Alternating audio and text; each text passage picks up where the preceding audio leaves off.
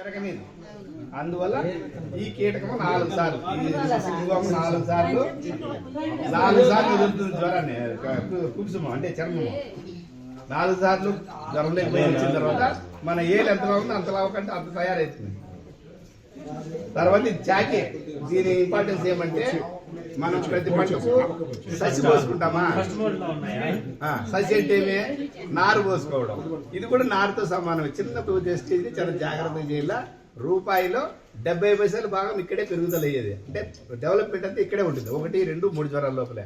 పని తక్కువ కానీ జాగ్రత్త, కేర్ ఎక్కువ. అంటే కావాల్సిన వాతావరణం, క్వాలిటీ ఆకు, కావాల్సిన గాలిలో తేమశాతం ఇవన్నీ మెయింటైన్ చేస్తే మీకు లాస్ట్లో ఎలాంటి రోగాలు రాకుండా కూడెళ్తాయి.